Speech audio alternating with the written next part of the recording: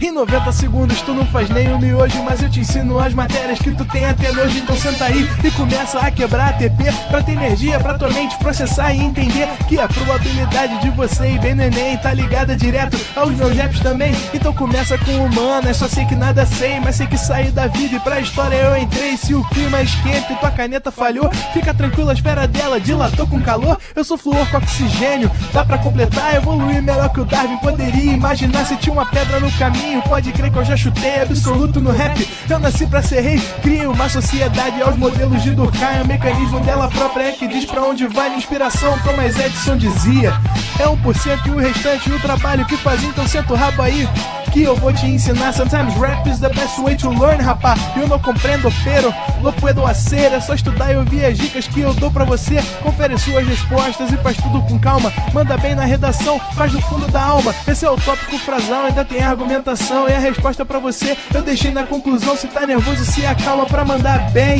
E se liga nos vídeos que eu te preparo pro Enem.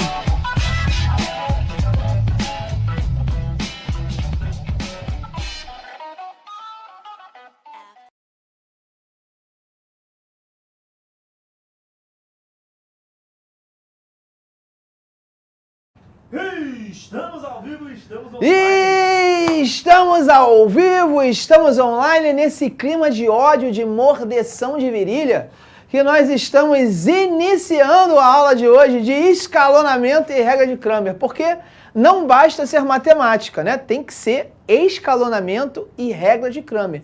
Que é assim, galera, é a parada que traz ao candidato a maior quantidade de tempo e a maior quantidade de paciência na resolução, né? Na aula passada, nós falamos, de uma maneira até assertiva, que quando a gente resolve sistemas de equações de 2×2, a gente tinha lá determinadas técnicas da adição, técnicas da substituição, aquela técnica esquisita, lembra? Que eu falei para você que eu ainda não sabia o nome, eu busquei na internet ali, ainda não inventei um nome para essa técnica aí, você pode inventar aí o nome que você quiser. Aliás, se eu tiver algum nome aí, já pode jogar no chat aí para eu poder inventar aí o nome dessa técnica, né?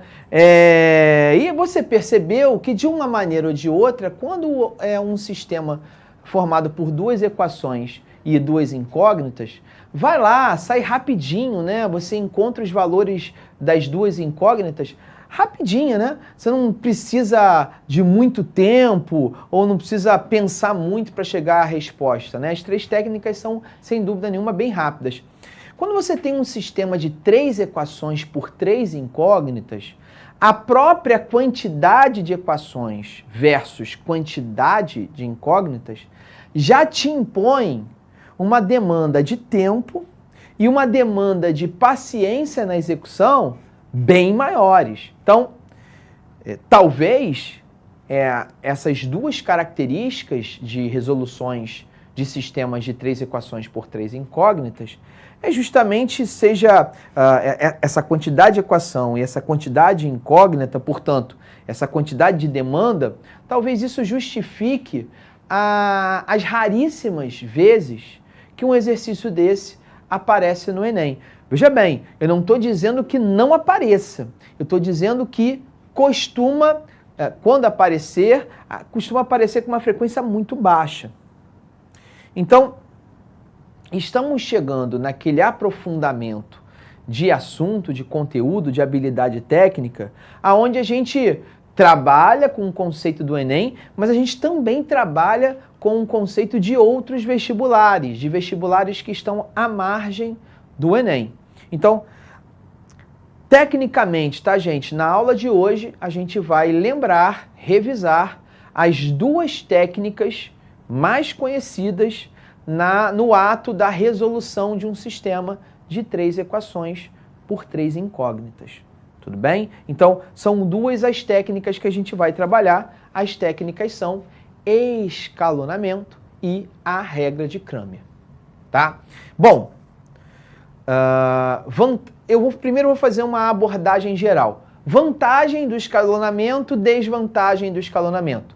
Vantagem da regra de Cramer, desvantagem da regra de Cramer.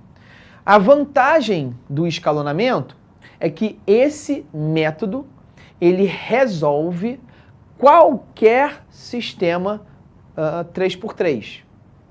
Aliás, para ser até sincero, qualquer sistema. Não importa a quantidade de equações e a quantidade de incógnitas. O escalonamento, que é uma manipulação, uma combinação linear entre as equações do sistema, você pode utilizar essa técnica em qualquer situação, inclusive na de 2x2, tá? Qual é a desvantagem? É que se você não estiver devidamente acostumado, né, se você não estiver próximo das técnicas de resolução envolvendo o escalonamento, possivelmente você vai se enrolar, possivelmente você vai se emaranhar para um caminho que vai levar mais tempo. Então, assim, o escalonamento, ele é uma habilidade, é uma técnica que carece muito do candidato do conhecimento de como utilizar o bom uso dessa regra do escalonamento. Porque senão você vai ficar muito tempo fazendo, vai ficar dando volta e você vai começar a achar que não está chegando em lugar nenhum. Então, essa seria a desvantagem. Agora, sobre a regra de Cramer. A regra de Cramer é quase que uma receita de bolo, tá, gente? Você tem 4 fórmulas, vamos botar dessa maneira. Você tem 4 formulazinhas, 4 definiçõezinhas. Você aplica as definições no sistema e automaticamente você chega na resposta. Desvantagem da regra de Cramer. Quando uma das fórmulas apresenta resposta nula, resposta igual a zero, a regra de Cramer ela se perde por completo. Para que eu utilize a regra de Cramer, eu tenho que garantir que a primeira fórmula que eu aplico dê um número não nulo, dê um número diferente de zero. Então, a regra de Cramer ela tem restrições. O escalonamento não tem restrição. A regra de Cramer tem uma quantidade de conta em contrapartida menor do que a quantidade de conta, do que a quantidade de resolução do escalonamento. Pelo menos de uma maneira geral. Porque também tem um seguinte, tá, pessoal? Depois de tanto você treinar, de tanto você executar o escalonamento, você fica tão craque no escalonamento que você acaba resolvendo o escalonamento num tempo, às vezes, até menor do que a regra de 3. Então, eu, de certa forma, aqui estou, no final das contas, querendo vender o peixe do escalonamento. Eu, sem dúvida alguma, gosto mais do escalonamento do que a regra de Cramer. Mas vou tirar um pouquinho, vou me isentar um pouquinho dessa minha opinião e vou mostrar para vocês as duas técnicas. Tá? Então, para ir, eu vou começar pela técnica mais algoritmizada, aquela que é mais receita de bolo, que é a regra de Cramer, tá certo? Para isso, eu vou pular aqui alguns PPTs, né? Porque a gente está falando aqui do escalonamento primeiro, e eu vou direto nesse PPT da regra de Cramer. E como você pode ver, eu acabo por utilizar uma 2x2. Porque assim, eu sei que regra de Cramer é melhor por 3x3, ela tem mais utilidade na 3x3. Mas eu quero mostrar para você primeiro uma mais fácil, para depois partir para uma mais difícil. Então, vamos começar com a regra de Cramer.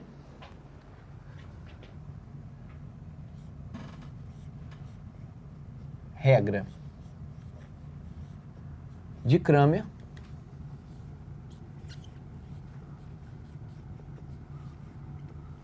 E o sistema, deixa eu pegar a reguinha aqui. E meu diretor, posso pegar a reguinha aqui, ó? Peguei aqui. A regra de Cramer.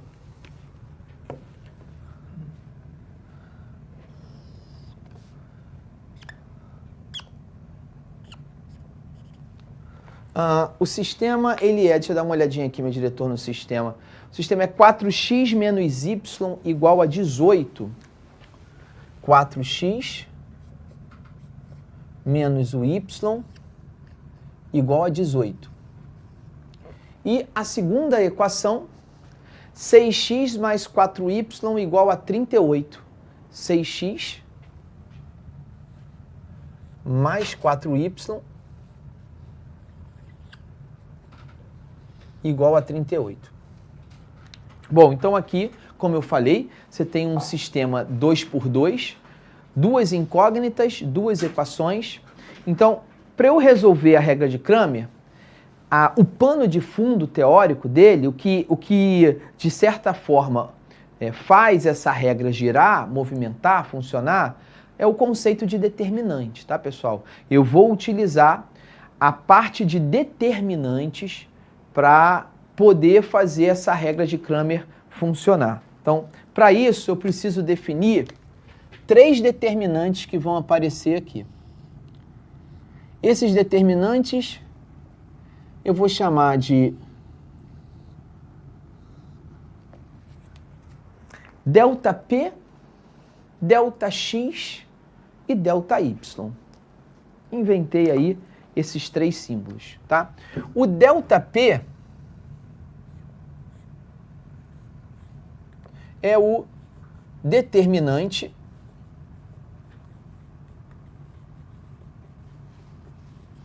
daquilo que eu vou chamar de matriz principal.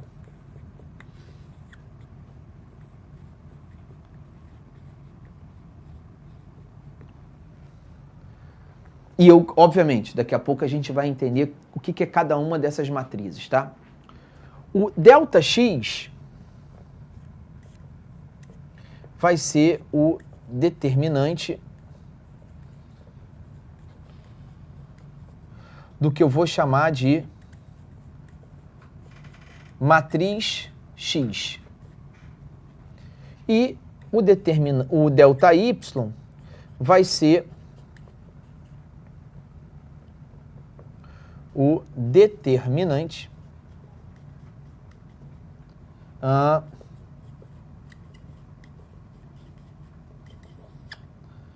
da matriz Y. Tá? Então, a primeira coisa que eu vou fazer é estabelecer esses 3 elementos, o ΔP, o ΔX e o ΔY, e agora a gente vai entender, na prática, quem é ΔP, quem é ΔX e quem é ΔY. ΔP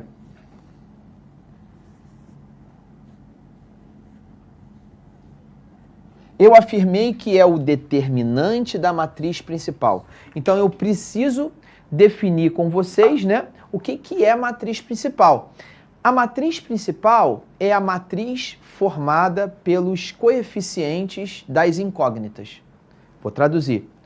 Coeficiente é aquele númerozinho que fica do lado da letra, que multiplica a letra, que multiplica a incógnita. Então, esses elementos farão parte do que eu vou chamar de matriz principal. Então, vê se você entende. ΔP, então, é o determinante desta matriz principal. Então, ΔP vai ser formado pelos números 4, 6. Agora, preste atenção. Aqui, você pode ter esquecido que do lado desse Y não tem número nenhum. Mas tem, né? É como se fosse menos um Y. Correto? Então, eu vou escrever, obviamente, menos 1. E 4.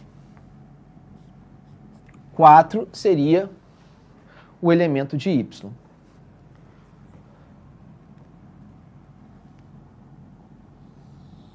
Por enquanto, tá, pessoal? Por enquanto,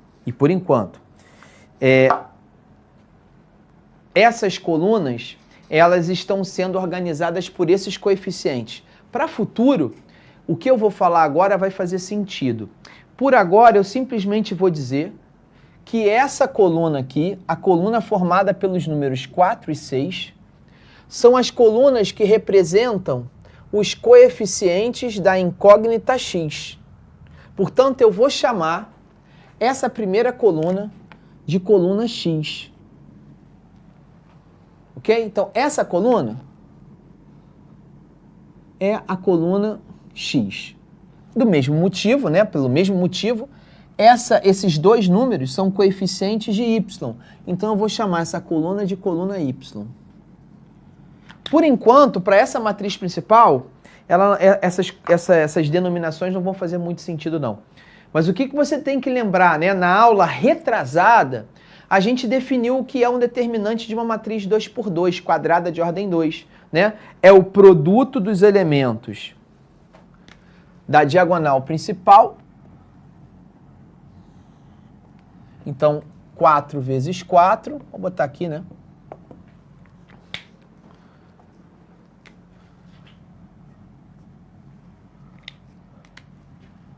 Quatro vezes 4, menos o produto dos elementos da diagonal secundária, que é a outra diagonal, né? Tem duas aí, então a outra diagonal é a secundária. Então, seriam os números 6 e menos 1, né? Então, 6 vezes menos 1. E aí você vai encontrar como resposta o produto 16 menos com menos mais 6, isso dá 22. Né? 16 mais 6, 22. Acabei de descobrir o valor do ΔP. Agora falta descobrir o valor do ΔX e o valor do ΔY. A gente precisa entender o que significa o ΔX. Então vamos lá. O ΔX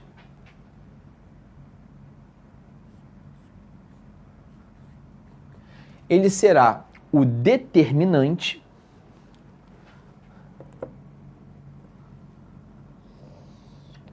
da minha matriz X. Não, tudo bem, Glaucio, mas o que é a tal matriz X? Então vamos lá. Lembra que quando eu desenhei a matriz principal, eu chamei a sua atenção para tal coluna X e coluna Y? Então, agora é a hora de você entender qual a relação dessas colunas com as matrizes incógnitas, a matriz X e a matriz Y. A matriz X vai ser bem parecido, é como se fosse a matriz principal, ou seja, é como se fosse essa matriz aqui, só que o ΔX eu vou substituir os elementos da coluna X e vou substituir esses valores pelos termos independentes, 18 e 38. Na prática é o seguinte, vamos lá. A matriz principal era 4, 6, menos 1 e 4. O que eu vou fazer para diferenciar o ΔP do ΔX? Eu vou apagar o 4 e o 6, eu tiro essa coluna e escrevo os elementos que eu ainda não escrevi, o termo independente. Portanto, o 18 e o 38. Sai os elementos de X, entram os termos independentes. E agora eu vou fazer o que eu fazia antes, eu vou calcular o determinante dessa matriz. Lembrando que o determinante dessa matriz é o produto dos elementos da diagonal principal menos o produto dos elementos da secundária. Então, nessa situação, eu vou ter 18 vezes 4,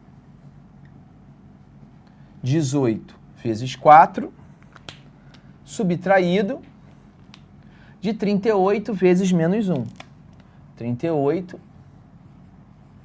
vezes o menos 1. Ora, aqui 18 vezes 4 é 72, menos com menos dá mais 38, e naturalmente o resultado disso é 110.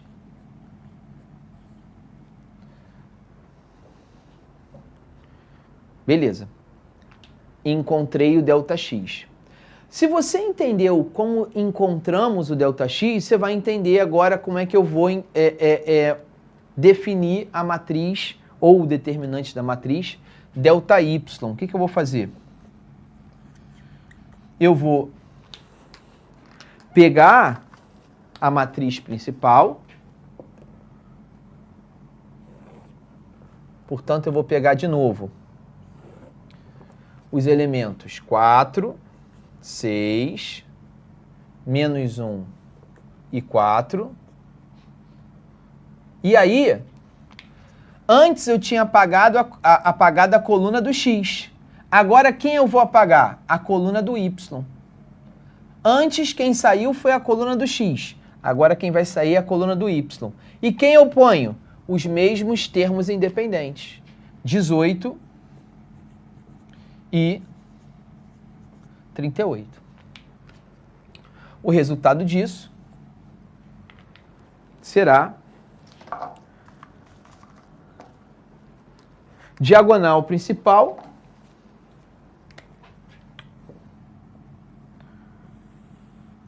menos a secundária.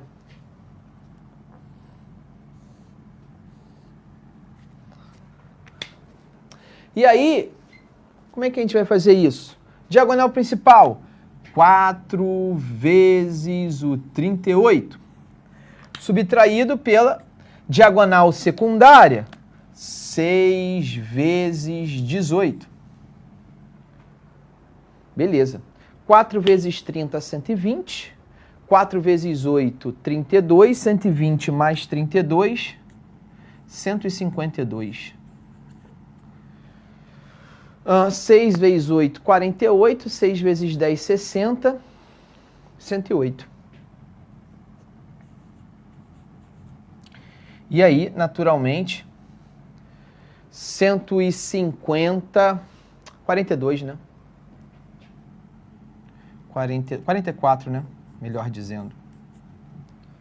44. Beleza. Beleza. Então, tá reparando a receita de bolo? Quando eu digo receita de bolo, é isso aqui. Existem fórmulas já estabelecidas, existem fórmulas já pré-estabelecidas. Tudo que você tem que fazer é aplicar as fórmulas. Tá, Glaucio, e daí? Você resolveu um monte de determinantes e você não chegou a lugar nenhum. Mais ou menos. Agora, o valor de x e o valor de y, vou botar aqui do lado, é o último ato para que isso tudo faça sentido. Quem é o valor do x? É o quociente, portanto, é a divisão do ΔX pelo ΔP. Determinante da matriz x pelo determinante da principal. E quem é o y? É o determinante da matriz y pelo determinante da matriz principal. Ou seja, vamos lá. Quem é o nosso ΔX? 110. Quem é o nosso ΔY? 22. Portanto, quanto vale 110 divididos por 22? 5. Encontrei que x é 5. O y é ΔY sobre ΔP. ΔY, 44. ΔP, 22. De fato, o valor do y, 44 divididos por 22 é 2. Então, como você pode perceber, o valor do x e o valor do y foram encontrados. X igual a 5, y igual a 2. Você deve estar se pensando agora, mas, professor, na aula passada, você fez umas paradinhas aí, que isso saiu muito mais rápido. Sim, você tem razão. Aquelas técnicas para um sistema 2x2, aqueles métodos eram muito melhores, muito mais rápidos, muito mais eficientes, muito mais eficazes. Tudo isso você tem razão. Esse método que eu estou aqui aplicando nesse exato momento é um método tem muito mais sentido ele existir não para um sistema 2x2, é para um sistema 3x3, para um sistema 4x4, para um sistema onde tem um número maior de equações e maior de incógnitas. Ah, e tem um outro detalhe. Percebeu que a fórmula do x e do y tem no quociente o ΔP, o determinante da matriz principal? Já parou para pensar que essa fórmula ia dar ruim se o determinante da matriz principal fosse zero? Então, essa é a restrição da regra de Cramer. É dar ruim já aqui, ó. Se aqui já deu ruim, dá ruim no resto. Então, antes de você fazer o seu print time, tá, galera? Vamos lá. O que é importante na regra de Cramer? Primeiro, aplicá-lo no sistema correto. Como assim, Glaucio? Sistemas 3x3 ou superiores a isso. 2x2 não faz sentido. O que é a regra de Cramer?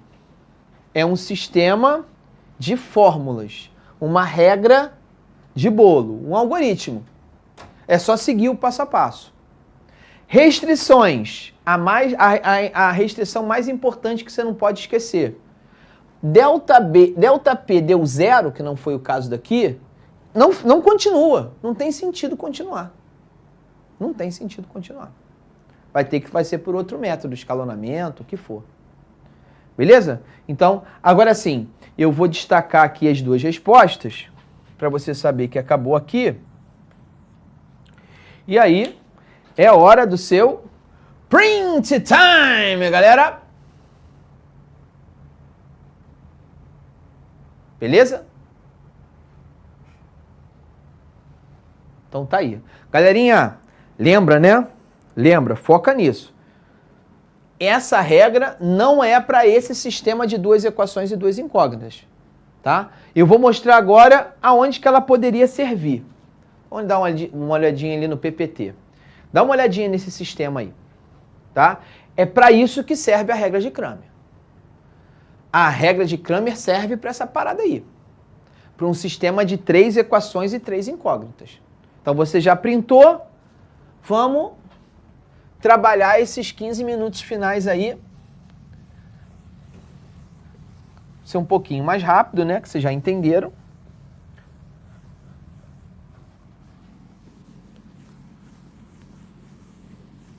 Vamos bater em cima desse tal do Cramer aí.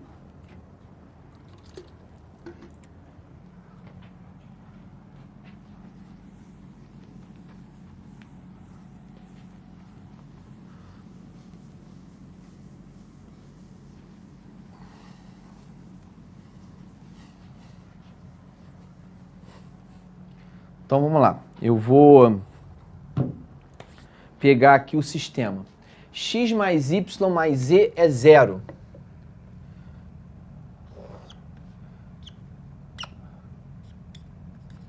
X mais Y mais Z é zero.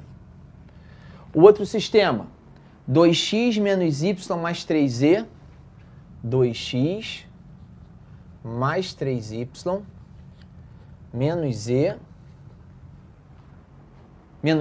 mais 3z. Então, deixa eu repetir aqui. 2x menos y, agora sim, mais 3z é menos 9. E x menos 3y menos z, x menos 3y menos z é menos 2. Beleza. Então, já estamos com o sistema desenhado, né?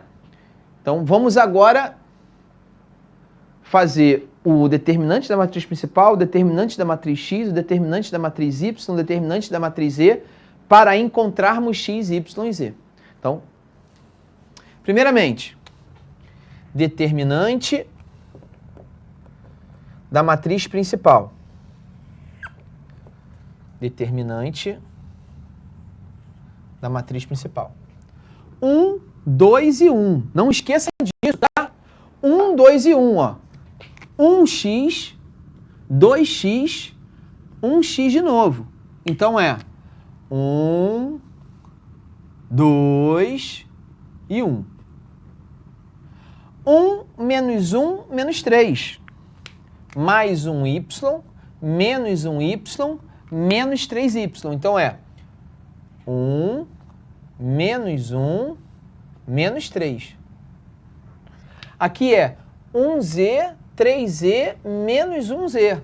Então eu vou ter 1, 3 e menos 1.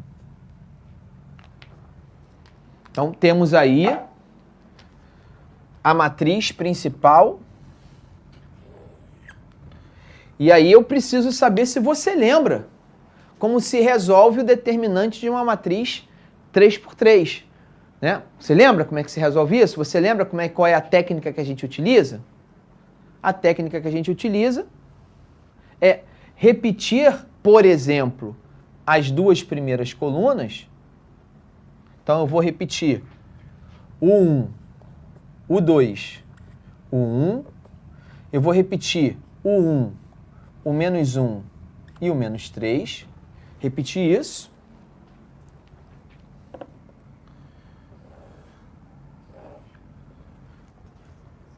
Para quê?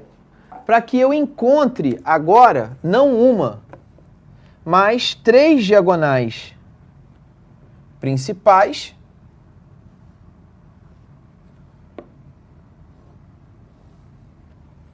E aí eu faço a conta dessas 3, ó. 1 vezes menos 1 vezes menos 1. Isso dá mais 1. 1 vezes 3 vezes 1. Isso dá 3. 1 vezes 2 vezes menos 3. Isso vai dar menos 6. O resultado vai dar menos 2. E eu vou fazer isso agora com a secundária. Fazendo com a secundária, pá.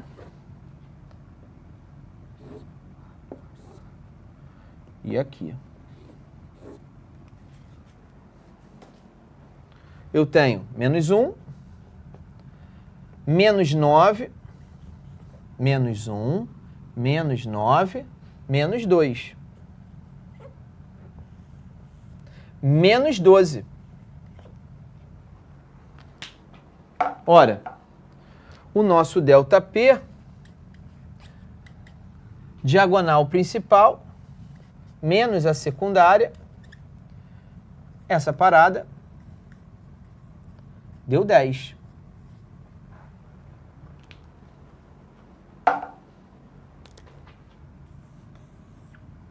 Deu 10. Vou fazer isso com o x, com o y e com o z. Só vou pedir um pouquinho só da sua paciência que eu vou fazer isso só um pouquinho mais rápido. Vou diminuir um pouquinho as cores.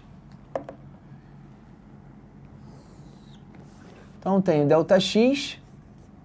Vamos lembrar, né? O que vai acontecer? Essa coluna vai ser substituída por essa coluna. 0, menos 9 e menos 2. Lembra que a coluna do x é substituído pelo termo independente. O resto é igual, então é 1,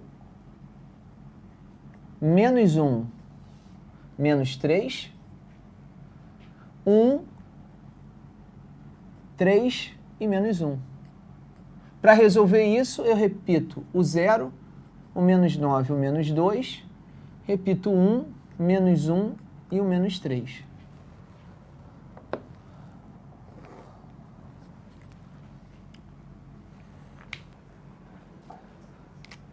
Zero,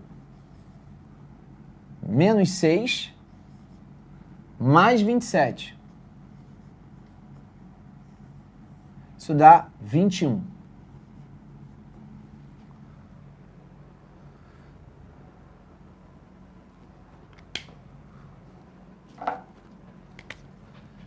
Dois, 0,9. Isso aqui dá 11. O nosso ΔX vai ser 21 menos 11. 10. Resolvido. Resolvido. ΔY.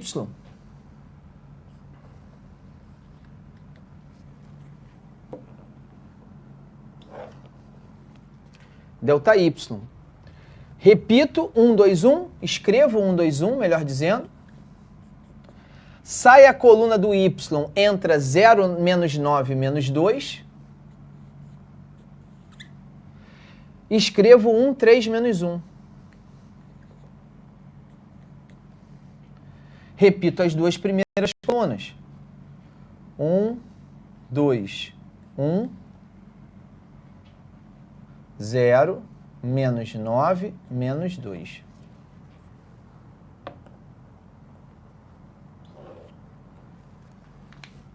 Principal, 9, 0, menos 4. 9, 0, menos 4. 5. Menos 9, menos 9, menos 6, 0. Menos 15. Principal menos secundária. O nosso ΔY, 5 menos o menos 15. Isso vai dar 20. ΔZ.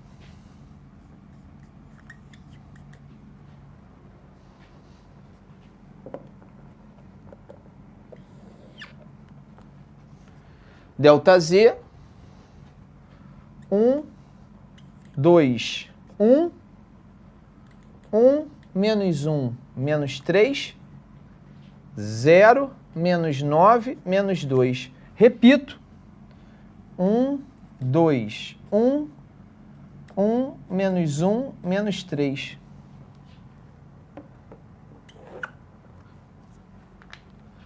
Principal, 2,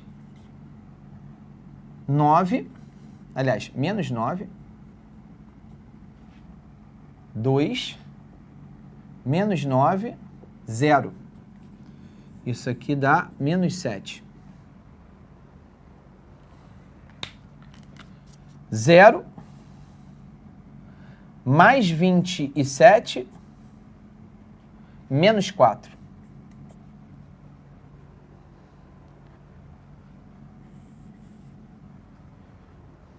23.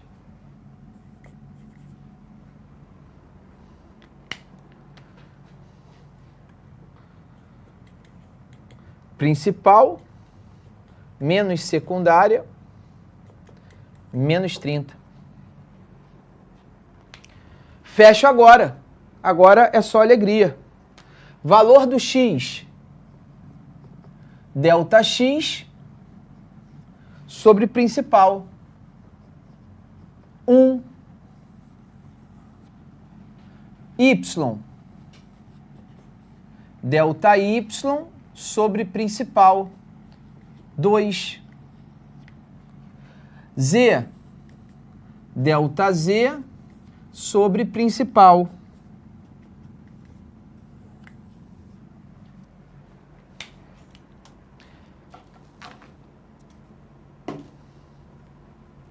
É hora do seu print time. Com isso, eu te mostrei agora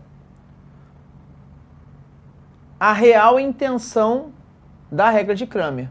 A regra de Cramer serve para resolver esse tipo de sistema. Porque se você tentasse fazer por adição, por substituição, ou qualquer outra técnica, comparação, que eu nem falei, você iria se enrolar, possivelmente. Mas olha só, eu vou olhar até no teu olho Eu vou olhar até no teu olho. Eu não estou dizendo com isso que essa técnica, ela é uma técnica legal, é uma técnica rápida de resolver, ela é maneira. Eu não estou dizendo nada disso. Eu estou dizendo que dentro daquilo que a gente tem, essa é a segunda, é o seu plano B para resolver um sistema 3x3. Por que eu estou falando que é uma segunda possibilidade? Porque na próxima aula eu vou te mostrar uma forma chamada de escalonamento, que assim, também não vou te prometer o suprassumo não. Mas se você der uma chance para essa técnica do escalonamento, se você der uma mínima oportunidade para ela, talvez você vá optar por ela sempre. Beleza? Então, feito a regra de Cramer, resolvido a regra de Cramer, explicado como se funciona a regra de Cramer, a gente agora vai para o escalonamento, para a técnica do escalonamento. O que é escalonar um sistema. Beleza, galera? Mas isso é na próxima aula, porque eu tenho que fazer isso também bem mastigadinho, para que você tenha o tempo para assimilar a informação que eu estou querendo te passar. Beleza? Um forte abraço, valeu, tchau! Assista nossas aulas a hora que você quiser. Vem com o Pro, o cursinho online que mais aprova no Enem. Assine em proenem.com.br.